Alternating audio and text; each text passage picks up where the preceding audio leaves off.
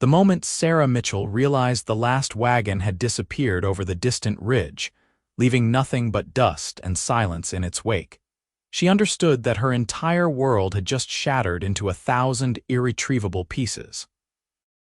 She stood alone in the vastness of Wyoming Territory, clutching her mother's worn shawl around her shoulders as the August sun beat down mercilessly. The year was 1872, and the wagon train she had traveled with from Missouri had abandoned her while she had wandered too far from camp searching for her missing locket near a creek bed. By the time she returned, frantic and out of breath, the caravan had already moved on. She had screamed until her throat felt raw, running after them until her legs gave out. But they never heard her cries over the rumble of wooden wheels and the bellowing of oxen. Now she sat on a sun-bleached rock, taking inventory of what she had. A canteen half full of water. The clothes on her back. A small knife her father had given her before he died of cholera 3 weeks into the journey. Her mother had passed 2 years prior back in Missouri, which was why Sarah had been traveling west with her uncle's family. But her uncle had never liked her much, had always seen her as a burden. Perhaps he had not noticed her absence. Perhaps he had noticed and simply kept moving. She was 22 years old, alone in a wilderness that stretched endlessly in every direction, and she had no idea how to survive. The first day passed in a haze of disbelief and tears. She rationed her water carefully, remembering advice she had overheard from the wagon master. She tried to retrace the path back toward the creek, thinking she could at least have water, but everything looked the same in this rolling prairie land. Sagebrush and dried grass stretched to the horizon, interrupted occasionally by rocky outcroppings and distant mountains that seemed to mock her with their immovability. On the second day, her lips began to crack. Her canteen was empty. The sun seemed to grow hotter with each passing hour, and she fashioned a makeshift covering for her head using her shawl, though it provided little relief. She thought about her mother, about the little house they had shared in Missouri, about the life she had imagined for herself in Oregon.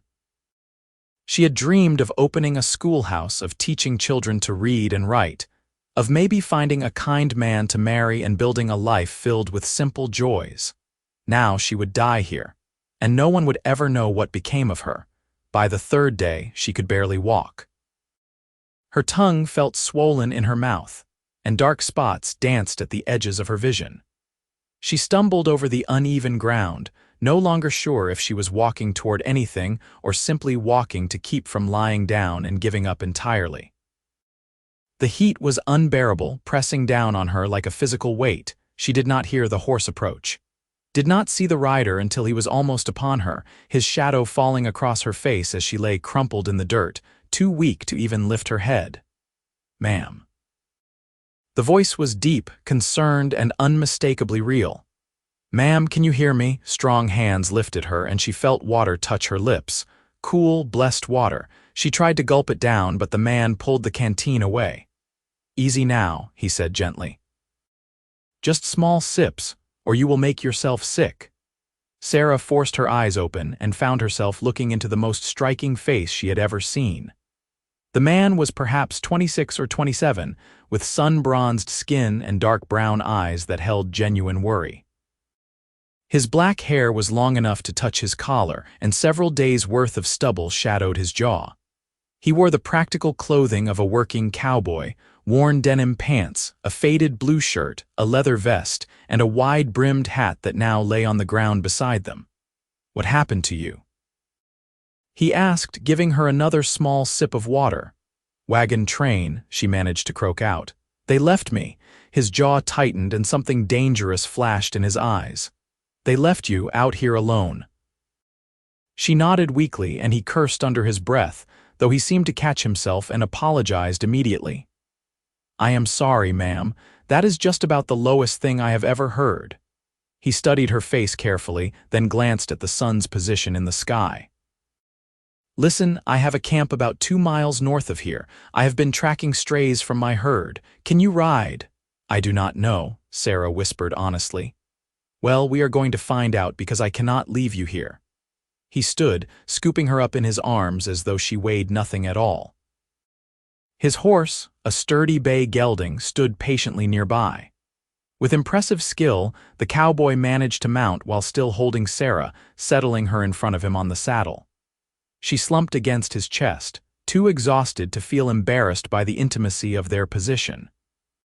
"My name is James," he said as they began to ride. "James Cartwright, what do I call you?" "Sarah," she managed. "Sarah Mitchell." "Well, Miss Sarah Mitchell, you just hold on, I am going to take care of you." She wanted to thank him, wanted to tell him that he had just saved her life, but darkness was creeping in at the edges of her vision.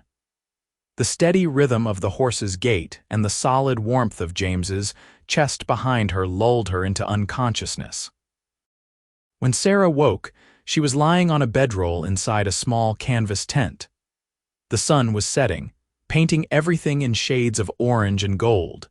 She could hear a fire crackling outside and smell something cooking that made her stomach clench with hunger. She sat up slowly, testing her strength, and found that while she was still weak, the desperate thirst had been quenched. "You are awake," James said, ducking into the tent. He carried a tin cup filled with broth. "This is just beef broth, nothing fancy, but you need to get something in your stomach slowly. If you eat too much too fast after going without, it will make you ill." Sarah accepted the cup gratefully, cupping her hands around the warm metal. "Thank you," she said, her voice still raspy but stronger than before. "You saved my life." James settled down cross-legged near the tent opening, maintaining a respectful distance. "I only did what any decent person would do. Though I have got to say, I have seen some cold behavior in my time, but leaving a woman alone in the wilderness is beyond the pale." As Sarah sipped the broth, she studied her rescuer more carefully. In the warm light of sunset, she could see that his face was kind despite its weathered appearance. His hands were calloused and scarred from hard work, but they had been gentle when they handled her. He wore a gun on his hip, as most men did in this territory, but something about his bearing suggested he was not quick to violence. "Tell me what happened," James said. "If you are up to talking about it." Sarah told him the whole story, from her parents' deaths to traveling with her uncle's family, to the moment she realized she had been left behind. James listened without interrupting, his expression growing darker as she spoke. "Your uncle," he said when she finished. "What was his name?" "Thomas Mitchell. He was traveling with his wife Ruth and their 3 children. "Mitchell," James repeated thoughtfully. "I will remember that name. They were headed to Oregon." Sarah nodded. "There was talk of fertile land in the Willamette Valley. That is still weeks of travel from here, assuming they do not run into trouble." James shook his head. "The question now is what to do with you. I cannot take you back to your uncle even if I wanted to track them down, which would take days we do not have. My cattle outfit is working out of a ranch about 30 miles east of here. We have been gathering strays all summer, and I am due back in 4 days with whatever I can find." "A ranch?" Sarah asked, hope flickering in her chest. "The Double R, owned by Robert Richardson. He is a fair man, runs a decent operation. His wife Margaret might be willing to take you on as help around the house, at least until you figure out your next move." James paused, studying her face. "It is not Oregon, but it is a roof over your head and honest work." Tears stung Sarah's eyes. "I have no way to repay you for your kindness." "I am not asking for repayment," James said firmly. "Now finish that broth and get some rest. We will start riding at dawn. It will take us 3 days to reach the ranch, and we need to take it slow so you can build your strength back up." That night, Sarah lay in the tent listening to James moving around the camp outside. He sang softly to himself as he worked, old cowboy ballads that spoke of lonesome trails and distant homes. His voice was surprisingly good, rich and melodic, and she found herself soothed by the sound. For the first time in days, she felt safe. They set out at sunrise, Sarah riding behind James on his horse. She had protested that she could walk, but he had given her a look that brooked no argument. "You barely have the strength to stand," he had said. "We will ride together, and that is the end of it." As they traveled, James talked to her about the country they were passing through. He pointed out landmarks, identified plants and animals, and told her stories about his years working cattle in Wyoming Territory. He had been cowboying since he was 16, he said, having left his home in Texas after his parents died of fever. I drifted north following the herds, James explained. Worked on ranches in Kansas, Colorado, and finally ended up here 3 years ago. The Double R is the best outfit I have ever worked for. Robert treats his men fair, pays on time, and his wife runs the house with kindness. If you do end up working there, you will be treated well. You speak of them with real affection, Sarah observed. James nodded. They gave me a place when I needed one. Robert saw something in me beyond just another drifter cowboy. He taught me how to read beyond just my name, how to do figures. Said a man who wants to run his own place someday needs to know more than just how to rope and brand. You want your own ranch. Sarah asked. Someday, James said, and she could hear the longing in his voice. A small place, nothing fancy, just enough land to run a modest herd and maybe have a family. He paused, as if realizing he might have said too much. That is probably foolish dreaming for a man like me. I do not think it is foolish at all, Sarah said softly. Everyone should have dreams. They rode in comfortable silence for a while, and Sarah found herself increasingly aware of the man in front of her. The strength in his back, the confident way he sat his horse, the occasional times when his hand would drop to cover hers where she held onto his waist, steadying her when the terrain grew rough. There was something fundamentally good about James Cartwright, something decent and true that shone through despite the hard edges that frontier life had given him. By midday, they stopped to rest near a small stream. James helped Sarah down from the horse and then proceeded to set up a simple camp. He was efficient in his movements, every action purposeful and practiced. Sarah watched him work and felt a strange flutter in her chest that had nothing to do with her recent ordeal. Here, James said, offering her strips of jerked beef and hardtack. It is not much, but it will keep your strength up. As they ate, Sarah asked, Do you ever get lonely, out here by yourself for weeks at a time? James considered the question. Sometimes, he admitted, but there is a difference between being alone and being lonely. Out here, I have the sky and the land and the work. That is usually enough. He glanced at her. Though I will admit it is nice to have someone to talk to for a change. I imagine the cows are not much for conversation, Sarah said with a small smile. James laughed, a warm sound that made Sarah's heart skip. No, ma'am, they surely are not. As they continued their journey over the next 2 days, something began to shift between them. The conversations grew longer and more personal.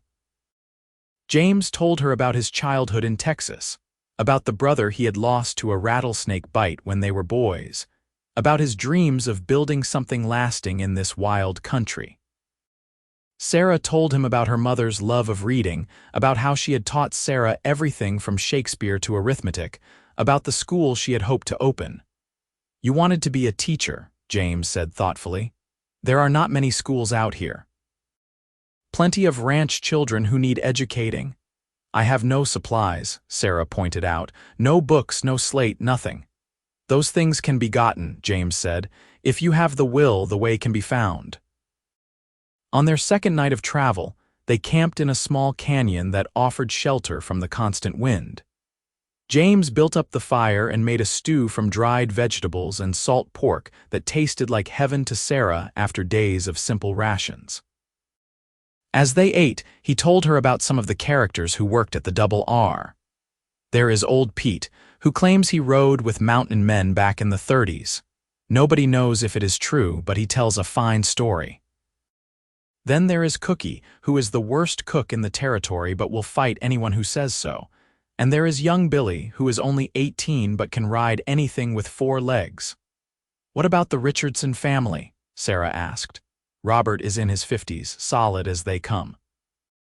Margaret is maybe 45, and she runs that ranch house like a general runs an army, but with kindness. They have 2 grown sons who work the ranch and a daughter who got married last year to a rancher up north. James poked at the fire with a stick. "They are good people, Sarah. I promise you that." "I trust you," Sarah said, and realized as she spoke the words that they were absolutely true. Despite knowing this man for less than a week, despite the strange circumstances of their meeting, she trusted James Cartwright completely. James looked at her across the fire, and something passed between them in that moment, something electric and undeniable. "Sarah," he said quietly, "I need to tell you something." "What is it?" He seemed to struggle with his words, which was unlike him. "I know we have only just met, and I know you have been through an ordeal, but I feel like I should be honest with you. These past couple of days, riding with you, talking with you, I have felt something that I have not felt before. You are smart and brave and kind, and when I look at you, I see someone I could build that dream with, that ranch, that life." He held up his hand as she started to speak. "I am not asking you for anything right now. I know you need time to recover, to figure out your own path. I just wanted you to know that my help is not just out of duty, it is because I care about what happens to you." Sarah's heart was pounding so hard she was sure James could hear it. "I have felt it too," she whispered. "I thought maybe I was being foolish, or that it was just gratitude for you saving me, but it is more than that. When I am with you, I feel like I have found something I did not even know I was looking for."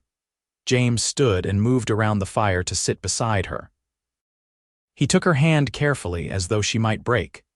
"Then let us see where this goes," he said. "No promises, no pressure, just two people who found each other in the middle of nowhere and want to see what comes next." Sarah nodded, unable to speak past the lump in her throat. James lifted her hand and pressed a gentle kiss to her knuckles, and the tenderness of the gesture made tears spring to her eyes. That night, Sarah lay in her bedroll with her heart full of emotions she could barely name. Fear and hope tangled together. Grief for what she had lost and excitement for what she might be finding. She had been abandoned in the wilderness, left to die, and instead she had found a man who looked at her like she was precious, who spoke to her like her thoughts and dreams mattered, who made her believe that maybe the worst thing that had ever happened to her might somehow lead to the best. They reached the Double R Ranch on the afternoon of the third day. It was a sprawling operation, bigger than Sarah had expected, with a large main house, several barns and outbuildings, and an extensive system of corrals. Cattle dotted the landscape in every direction, and Sarah could see several cowboys working with horses in a nearby pen. As they rode up to the main house, a tall man with graying hair emerged from the barn. His weathered face broke into a smile when he saw James. "Cartwright," he called. "About time you got back. We were starting to think you had decided to stay out there permanent." His smile faded when he saw Sarah. "Who is this?" James dismounted and helped Sarah down, keeping a supportive hand on her elbow. "Robert, this is Miss Sarah Mitchell. I found her 3 days ago, nearly dead from thirst. Her wagon train left her behind." Robert's expression turned thunderous. "Left her behind? What kind of people would do such a thing?" "The kind who do not deserve to be called family," James said grimly. "Sarah, this is Robert Richardson, owner of the Double R." "Sir," Sarah said, trying to stand straight despite her exhaustion. "I do not mean to impose. James thought perhaps your wife might have worked for me. I am willing to do anything, cooking, cleaning, laundry. I am a hard worker and I learn quickly." Robert studied her for a long moment, and Sarah felt herself being evaluated, then his expression softened. "Any woman who survives being abandoned in the wilderness has backbone. Come inside and meet Margaret. We will figure something out." Margaret Richardson was a plump, motherly woman with kind eyes and capable hands. When she heard Sarah's story, she immediately took charge, bustling Sarah off to a spare room, insisting she take a real bath and put on clean clothes. "We will burn those rags you are wearing," Margaret declared, eyeing Sarah's trail-stained dress with disapproval. "You are about the same size as my daughter was. We have trunks full of her old things that she did not take with her when she married." The bath was pure heaven, and the clean clothes felt like a luxury Sarah had forgotten existed. When she emerged from the room, Margaret fed her a proper meal of roasted chicken, potatoes, fresh bread, and vegetables from the garden. Sarah ate slowly, mindful of James's warning about making herself sick, but every bite tasted like a miracle. Over dinner, Margaret and Robert discussed Sarah's situation. James sat quietly, but Sarah noticed him watching her with concern. "You can stay in the spare room," Margaret announced. "In exchange, you will help me around the house. Cooking, cleaning, tending the garden, that sort of thing. We can discuss wages once we see how things work out."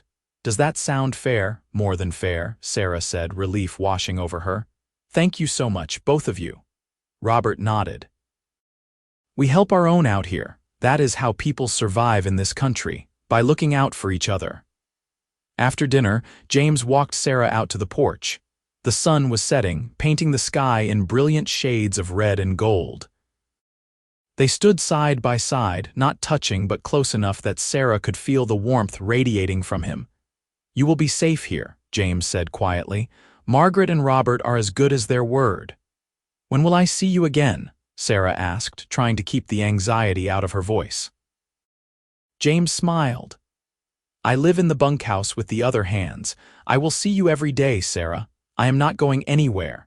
True to his word, James was there the next morning when Sarah emerged from the house to help Margaret with breakfast for the ranch hands. He gave her a warm smile that made her heart flutter, and as the days turned into weeks, Sarah found herself falling more deeply in love with the quiet cowboy who had saved her life. She settled into the rhythm of ranch life quickly. Margaret was a patient teacher, and Sarah learned how to manage a household on the frontier, from rendering lard to making soap to preserving vegetables for the winter.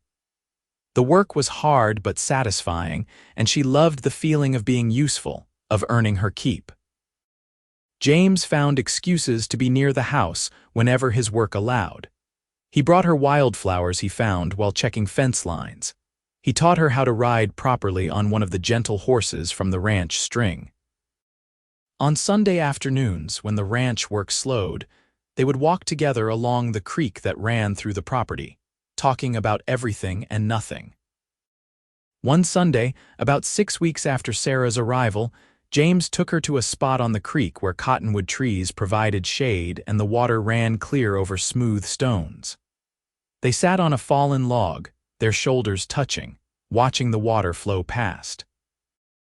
"I have been thinking," James said, his voice slightly nervous, "about what I want from my life."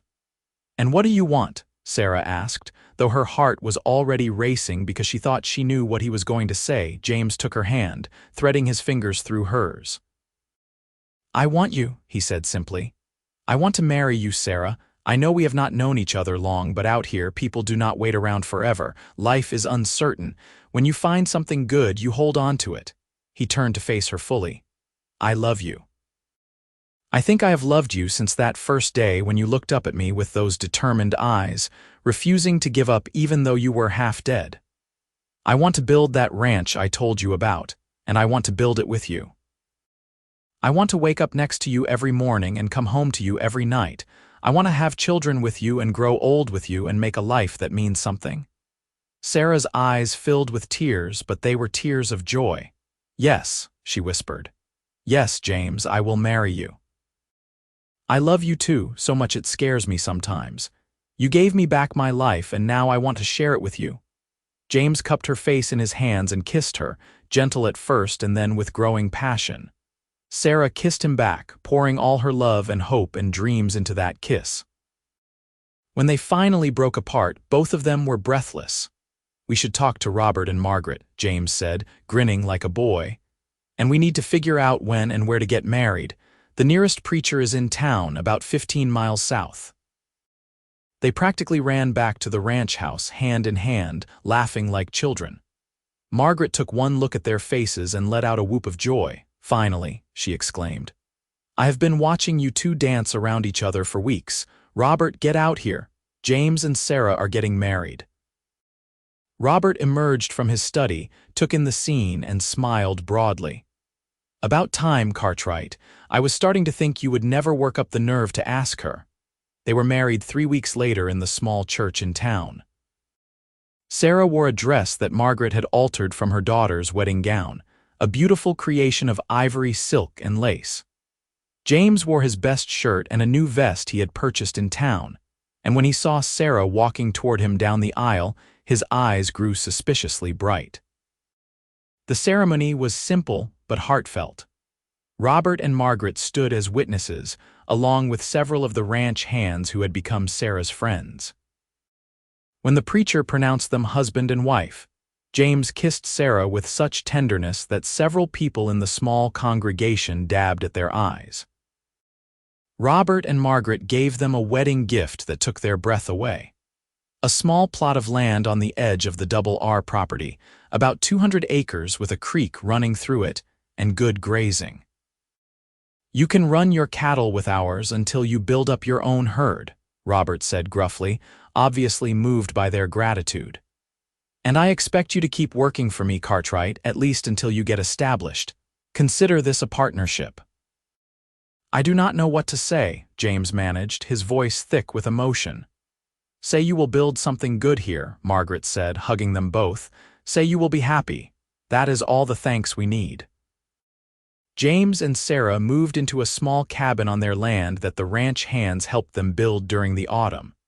It was rough and simple, just 2 rooms and a loft, but to Sarah it was a palace.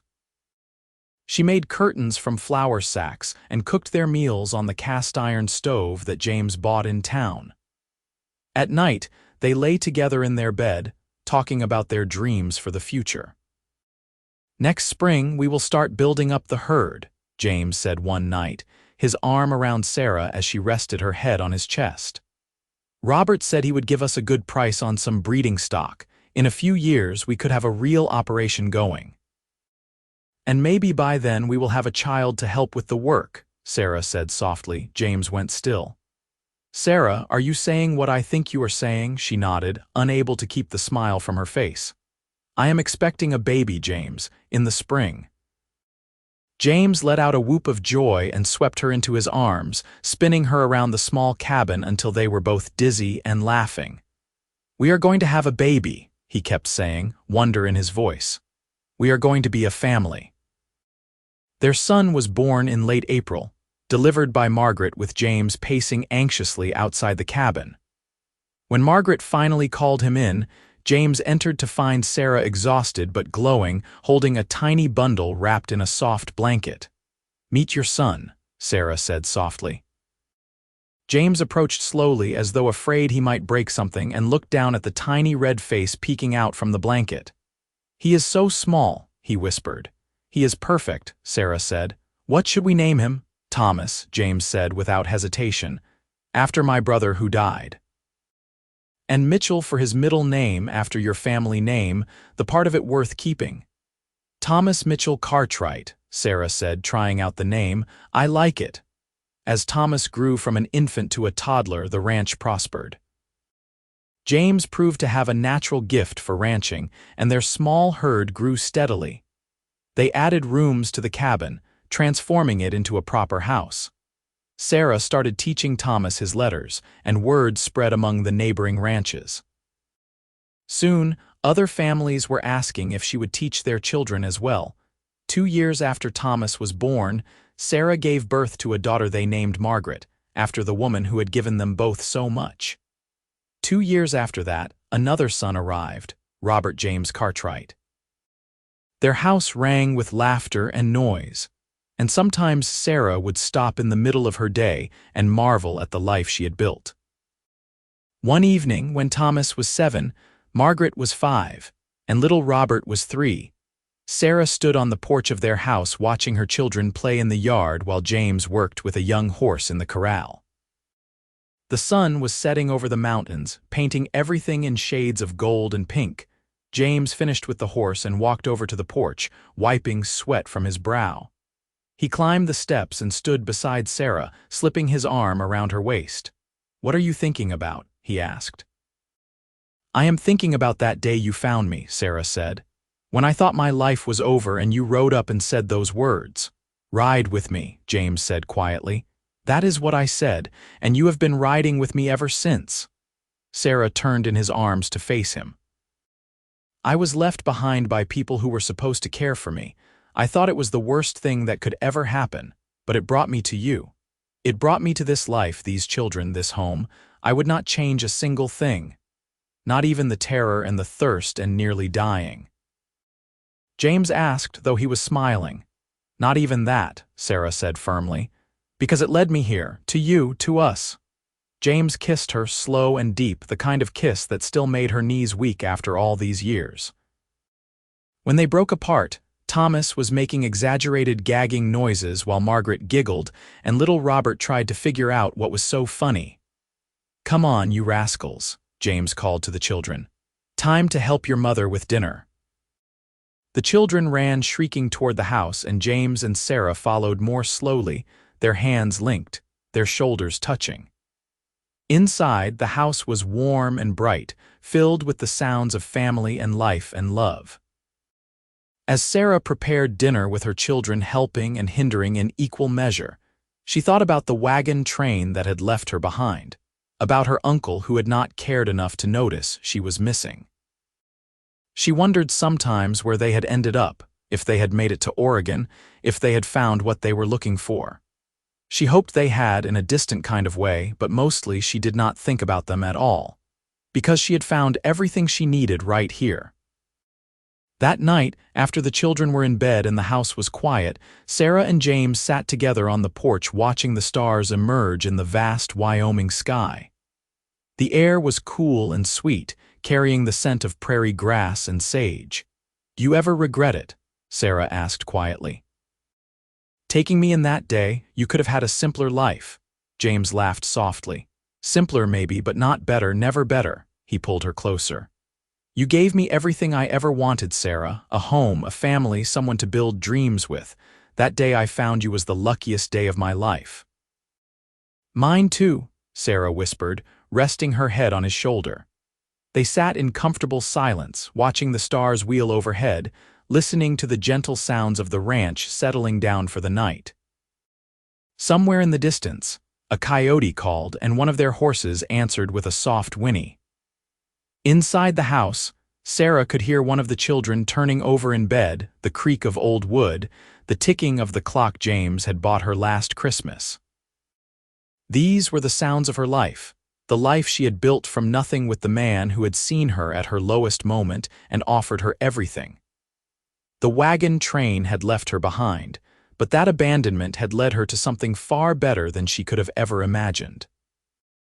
The years continued to pass, each one bringing new challenges and new joys. Thomas grew into a strong, responsible young man who loved working the ranch with his father. Margaret proved to have her mother's mind for learning and her father's way with horses. Robert was the dreamer of the family, always coming up with wild schemes and grand plans that made his parents laugh and shake their heads. James and Sarah added 2 more children to their family, twin girls they named Catherine and Elizabeth.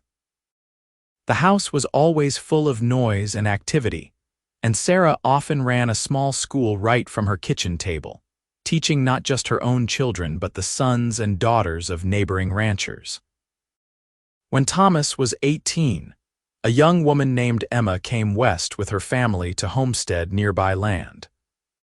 Sarah watched her eldest son fall in love with the same helpless intensity that she had fallen for James, and she gave him the same advice her own mother had once given her: when you find the right person, hold on tight and never let go.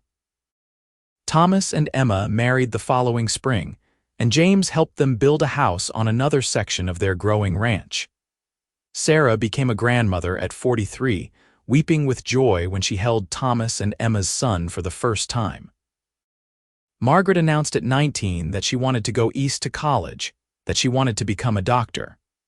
James was uncertain, worried about his daughter traveling so far from home, but Sarah supported her daughter's dream with fierce pride.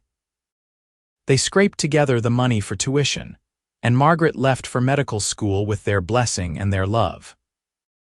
Robert surprised everyone by showing a talent for business, and by the time he was 21, he was managing the financial side of the ranch operations, negotiating with buyers and investing their profits wisely. The ranch that had started as 200 acres and a handful of cattle had grown into one of the most prosperous operations in the territory. The years were not without sorrow. They lost old Pete to pneumonia one harsh winter, and Sarah grieved for the old man who had become like a grandfather to her children. They lost cattle to disease and drought and harsh winters. Margaret Richardson passed away peacefully in her sleep at the age of 72, and Sarah wept for the woman who had taken her in and treated her like a daughter. But the joys far outweighed the sorrows. Sarah stood beside James as Wyoming became a state in 1890, proud to be part of the first state to grant women the right to vote. She cast her ballot with tears in her eyes, thinking of her mother who had taught her that a woman's mind was just as valuable as a man's. She watched her children grow and flourish, each one finding their own path in life. Thomas and Emma gave her 5 grandchildren. Margaret returned from medical school with her degree and opened a practice in the nearest town, becoming one of the first female doctors in Wyoming. She married a fellow physician, a kind man who respected her intelligence and ambition, and they had 3 children who called Sarah and James their favorite grandparents. Robert married a schoolteacher named Alice, who was as practical and clever as he was, and they had 4 children who were already showing signs of their father's head for business and their mother's love of learning. Catherine and Elizabeth, the twins, opened a dress shop in town that became famous throughout the territory for the quality and style of their work. Through it all, through every triumph and setback, every joy and sorrow, James and Sarah rode together. They were partners in every sense of the word, building not just a ranch but a legacy, a family, a life that mattered. On their 30th wedding anniversary, their children and grandchildren gathered at the ranch for a celebration. The house that had started as a simple 2-room cabin had grown into a sprawling structure with multiple wings and additions, each one marking a different stage of their life together. The ranch now covered several thousand acres, and the Cartwright name was known throughout Wyoming as a brand of quality and integrity. Sarah stood on the porch watching her family mill about the yard, children running and playing, adults talking and laughing, and felt a sense of profound contentment. She was 52 years old, her hair was streaked with gray, and there were lines on her face that had not been there 30 years ago. But when James came up behind her and wrapped his arms around her waist, she felt exactly the same as she had at 22. "What are you thinking about?" He asked, the same question he had asked her 1,000 times over the years. "I am thinking about how lucky I am," Sarah said, leaning back against him. "I am thinking about that day in the wilderness when I thought my life was over and how wrong I was. My life was just beginning." James turned her in his arms to face him. His hair was gray now too, and his face was deeply lined from years of sun and wind, but his eyes were the same warm brown that had captured her heart 3 decades ago. "You are the best thing that ever happened to me, Sarah Cartwright. I thank God every day that I found you." "I thank God that you said those 3 words," Sarah replied. "Ride with me, best invitation I ever accepted." James kissed her, and their children and grandchildren cheered and applauded, the younger ones making the same exaggerated gagging noises that Thomas had made as a child. Sarah laughed against James's mouth, happier than she had ever imagined possible. As the sun set on their anniversary celebration, as their family gathered around the long tables laden with food, as the children played and the adults told stories, and the stars began to emerge in the darkening sky, Sarah looked around at everything they had built and felt a peace that went bone deep. She had been left behind, abandoned and alone in the wilderness. But that abandonment had led her to this, to James, to their children and grandchildren, to this ranch and this life and this love that had sustained her through everything. She had been left behind, but she had been found by exactly the right person at exactly the right time. And when that cowboy had said, "Ride with me," she had said yes. And she had been riding with him ever since, through every sunrise and sunset, through every storm and calm, through every moment of their life together. Years later, when they were both old and gray and surrounded by great-grandchildren, someone would ask Sarah about her journey west, about being left behind by the wagon train. And she would smile and take James's weathered hand in hers and say the same thing she always said. "I thought I had been abandoned. I thought my story was ending. But really, it was just beginning. Because the very next day, a cowboy found me, and he said, 'Ride with me,' and I have been riding with him ever since." And every single time, James would lift her hand to his lips and kiss it gently. And they would share a look that spoke of 30, 40, 50 years of love and partnership, and a life well lived together. Their children would roll their eyes good-naturedly at their parents' romance, but secretly they would be grateful. Because James and Sarah had shown them what real love looked like: steady, faithful, passionate, and true. A love that could weather any storm, overcome any obstacle, and build something lasting and beautiful from the hardest of beginnings. Sarah and James grew old together on their ranch, surrounded by the family they had built and the life they had created. And when Sarah passed peacefully in her sleep at the age of 78, James held her hand and whispered in her ear, "Thank you for riding with me, Sarah. Thank you for saying yes all those years ago. Thank you for this beautiful life." And though Sarah could not answer, James knew in his heart that she heard him, that she knew, that their love story, which had begun with an abandonment and a rescue in the Wyoming wilderness, had been everything they had ever dreamed of and more. James lived another 3 years after Sarah's passing, cared for by their large and loving family. He spent his final years sitting on the porch of the house they had built together, watching his grandchildren and great-grandchildren play in the yard, telling stories about the woman he had found in the wilderness and how she had changed his life forever. When James finally passed at the age of 84, he was buried beside Sarah on a hill overlooking their ranch. Their children placed a single headstone over both graves with an inscription that summed up their entire life together. She was left behind. He found her and said, "Ride with me." And so they rode together through all the days of their lives. The ranch stayed in the family for generations, passed down from parent to child, each generation adding their own chapter to the story. But everyone who lived there knew the beginning, knew the story of how their family had started with an abandonment and a rescue, with a cowboy who had offered his hand, and a woman brave enough to take it.